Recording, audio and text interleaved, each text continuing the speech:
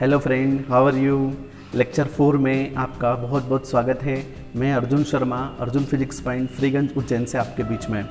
आज हम उत्तल दर्पण के कुछ प्रतिबिंब बनने वाले हैं, उनके बारे में पढ़ना है। गोली दर्पण से प्रतिबिंब या प्रतिबिंब के निर्माण हमने कल पढ़े थे। आज हम उत्तल दर्पण से प्रतिबिंब के निर्माण पढ़ेंगे, ठीक है। तो ध्यान से बोर्ड पे देखिए।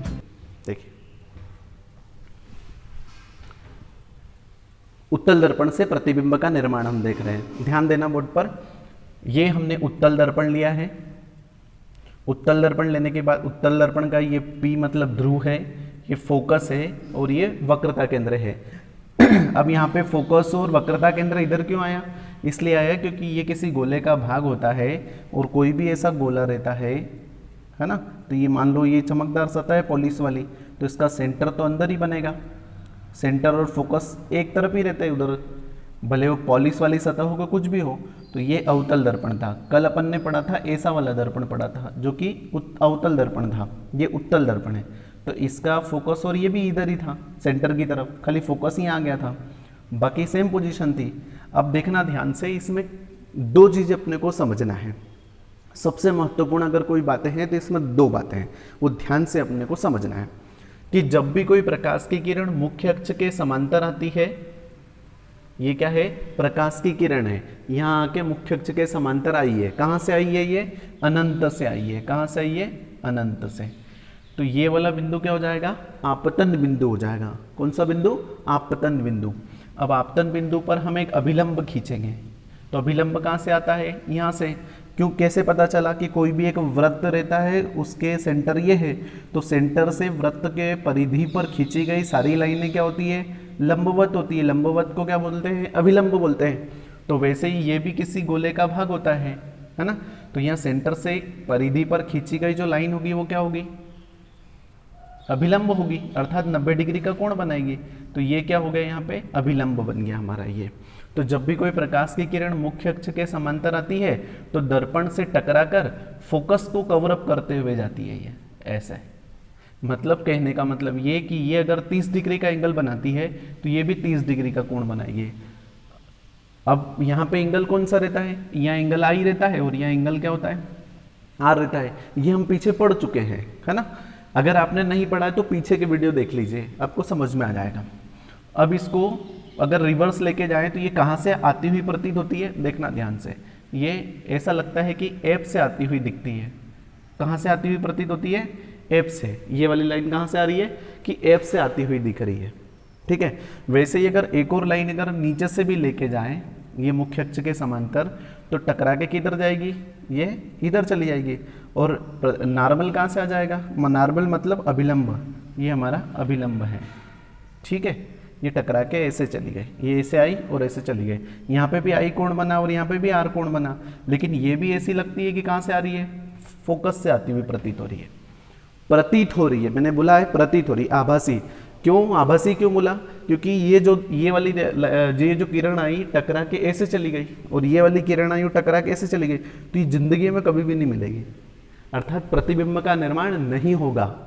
तो क्या करा है? इसको जबरदस्ती पीछे लेके गए, तो यहाँ पे एक प्रतीत होने वाला आभासी प्रतिबिंब बनाया है। तो ये क्या है? आभासी। क्या है? आभासी फोकस बनाया उसने। तो आभासी प्रतिबिंब बनाया कहाँ पर? एफ पर बनाया। अनंत से कोई वस्तु आई तो उसका क्या प्रतिबिंब बना? आभासी यहाँ पर बना। समझ में आ रही बात? और इसे क्या बोलते हैं? इस वाली और इस वाली लाइन को अभिलंब बोलते हैं, ठीक है। अब देखना दूसरी स्थिति, ध्यान से देखना। पहली स्थिति क्लियर हुई, तो इसके बारे में ये नोट्स देखिए जो आपके स्क्रीन पर लिखा हुआ है। समांतर किरणें परावर्तन के बाद फोकस पर मिलती हुई प्रतीत होती है। क्या बोला? समांतर किरणें, क्या बोला? समांतर किरणें परावर्तन के बाद फोकस पर मिलती हुई प्रतीत होती है।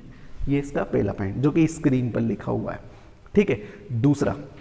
दूसरी की अगर बात करें, ये दूसरा वाला डायग्राम है। पहले वाले को थोड़ा सा रिमूव कर देते हैं, इधर वाली लाइन को। अब दूसरे वाले नियम को समझने के लिए एक चीज़ पहले से बना देते हैं कि ये कोई सेंटर है इस गोले का, तो यहाँ से एक नॉर्मल बना देते हैं। नॉर्मल मतलब अभिलंब होता है, ये अभिलंब है। मान लो अभिलंब के ऊपर ही आपतन बिंदु पर ऐसे कोई प्रकाश की किरण आई और ये आपतन बिंदु यहाँ पर है और अभिलंब भी यहाँ आ रहा है, तो क्या होगा इस स्थिति में, ये भी हमने पहले पढ़ चुके हैं। तो प्रकाश की किरण जिस मार्ग से उसी मार्ग पर लौट जाती है, ये अपन ने पहले पढ़ा था। ऐसा कोई समतल दर्पण के अंदर मान लो ये नॉर्मल खींचा हुआ है और इसी के ऊपर अगर कोई प्रकाश की किरण आती है तो टकरा के क्या हो जाती है, ऊपर चली जाती है। तो स्क्रीन पर इसकी डेफिनेशन के रूप में क्या लिखेंगे अपन, इसमें लिखेंगे कि सी पर आपतित होने वाली किरण परावर्तन के बाद उसी मार्ग पर लौट जाती है। क्या लिखा है, सी पर आपतित होने वाली किरण परावर्तन के बाद उसी मार्ग पर लौट जाती है। ये दोनों चीजें क्लियर हो गई आप लोगों को, ठीक है। अब इसके अंदर स्थिति 2 बनेगी। गोलीय दर्पण अर्थात अवतल दर्पण में परावर्तन के जो नियम पढ़े थे या परावर्तन के जो प्रतिबिंब बनने के, कल जो अपन ने पढ़ा था कि अवतल दर्पण से प्रतिबिंब का निर्माण पड़ा था, तो उसमें 6 पोजीशन आई थी, लेकिन यहाँ पे केवल 2 ही पोजीशन आई है। क्यों पोजीशन 2 आएगी, क्योंकि यहाँ पर फोकस और वक्रता केंद्र इधर है, यहाँ केवल अनंत है और ये P ध्रुव है। तो एक जगह पोजीशन होगी वस्तु की कहाँ की, अनंत पर स्थित हो, और दूसरी पोजीशन कहाँ होगी, अनंत और ध्रुव के बीच में, P के बीच में। इसके अलावा तो कोई दूसरी पोजीशन होगी नहीं। तो पहली स्थिति में अपन देख लेते हैं, बिंब की स्थिति क्या है, अनंत पर। बिंब मतलब वस्तु, ठीक है। अनंत कहाँ है, मान लो ये यहाँ पर है, तो अनंत से कभी कोई प्रकाश की किरण चलकर आ रही है, ठीक है, अनंत पर वस्तु स्थित है, ठीक है। तो अब क्या होता है, अब यहाँ पे ये क्या है, पहले सबसे पहले हमें नॉर्मल बनाना पड़ेगा, मतलब अभिलंब बनाना पड़ेगा। तो ये हमारा क्या है, अभिलंब है, ठीक है। ये क्या है, अभिलंब है। और प्रकाश की किरण इधर से आई और इधर इस फोकस को कवर अप करती हुई निकल गई ऐसे। यहां से नहीं बनाना, ये तो मैंने ऐसे ही बता दिया आपको। ये ऐसे ऐसे निकल जाती है, ये आई एंगल बनाया तो ये आर एंगल, ये ऐसी कैसी उसी डिग्री से निकल जाती है। और ऐसा लगता है कि ये जो किरण है ये फोकस से आती हुई दिख रही है। समझ में आ रही बात। तो अनंत पर अगर कोई वस्तु रखी होती है तो यहाँ पर कौन सा प्रतिबिंब बनाती है, यहाँ पर, लेकिन किरण प्रतिबिंब बनाने के लिए 2 किरणों की आवश्यकता पड़ती है। कितने किरणों की, 2 किरणों की आवश्यकता पड़ती है। तो एक तो ये आ गई, दूसरी किरण की बात करते हैं। दूसरी कौन सी, यहाँ पे देखते हैं, एक और प्रकाश की किरण इसके नीचे आ रही है, ठीक है, ये भी अनंत से आ रही है। तो यहाँ से टकराने के बाद किधर चली जाएगी, ये नीचे चली जाएगी ऐसे। इसको अगर रिवर्स ले जाएंगे तो कहाँ आएगी, ये फोकस पे। तो ये जो 2 किरणें हैं, इन दोनों को कहाँ से मिलती हुई प्रतीत हो रही है, आभासी यहाँ पर मिलती हुई प्रतीत हो रही है। तो प्रतिबिंब कहाँ पर बन रहा है, यहाँ पर बन रहा है। तो इसकी पहली स्थिति क्या है, देखो स्क्रीन पर लिखा हुआ है, इसकी पहली स्थिति मतलब स्थिति कहाँ पर है, प्रतिबिंब की स्थिति कहाँ है, तो प्रतिबिंब की स्थिति है फोकस पर। देखिए दूसरी प्रकृति, इसकी प्रकृति क्या है, तो देखना ध्यान से, आभासी बन रहा है। ये कैसा बन रहा है, ये आभासी बन रहा है। कैसा बन रहा है, आभासी बन रहा है। और कैसा बन रहा है, सीधा बन रहा है। पहले वाले में अलग था, नीचे से लाइन आ रही तो ऊपर जा रही थी, ऊपर से आ रही थी तो नीचे आ रही थी, उल्टा बन रहा था। लेकिन यहाँ पे ऐसी पोजीशन नहीं है। तो यहाँ पे कैसा बन रहा है, एक तो जबरदस्ती मिलाया गया है, कभी भी ये लाइनें दोनों मिलेगी नहीं, इसलिए इन दोनों को जबरदस्ती अगर फोकस पर लाते हैं तो यहाँ पे आभासी प्रतिबिंब बनता है। तो स्थिति में लिखा है हमने, स्क्रीन पर देख लीजिए, फोकस पर लिखा है प्रकृति इसकी जो है वो आभासी तथा सीधी है। और आकार कैसा है, तो वस्तु तो बहुत बड़ी है अनंत पर, तो यहाँ पे ये छोटी है, तो इसमें स्थिति क्या, इसमें आकार क्या हो जाएगा, बहुत बिंदु आकार की हो जाएगी, अत्यंत सूक्ष्म आकार की होगा प्रतिबिंब। क्या होगा, प्रतिबिंब बहुत छोटा होगा या बिंदु आकार का होगा। दूसरी पोजीशन में आप ध्यान दीजिए कि बिंब की स्थिति क्या है, बिंब की स्थिति है P व अनंत के मध्य। कहाँ पे है, P व अनंत के मध्य। P कहाँ है, ये रहा, अनंत किधर है, ये इधर है।